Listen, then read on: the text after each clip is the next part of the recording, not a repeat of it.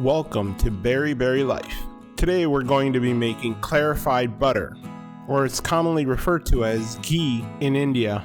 Clarified butter is also shelf-stable. It has a buttery taste and a generously high smoke point, pretty much making it the ideal cooking oil. When you clarify butter, you are separating the solids from the fat. This is what allows it to have a higher smoke point. To make clarified butter, you'll need 1 pound of unsalted butter. This will yield enough to fill a 1 pint mason jar. We're going to use an Instapot, but a saucepan will work just as well. Start by setting the Instapot to normal sauté. Then add the pound of butter, which typically equals to 4 sticks.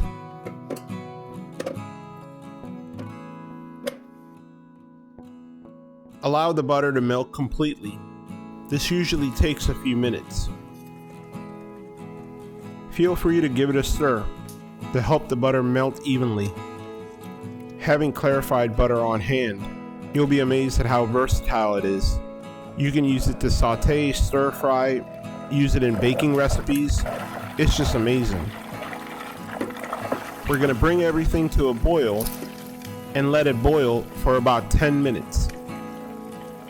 You'll start noticing the white milk solids float to the top. That's a good sign. You have separation. As you boil, the solids will also stick to the bottom. It's been about 10 minutes and we're going to turn off the heat and let it cool for another 10 minutes. The clarified butter has cooled for about 10 minutes. We can go ahead and strain it into a mason jar.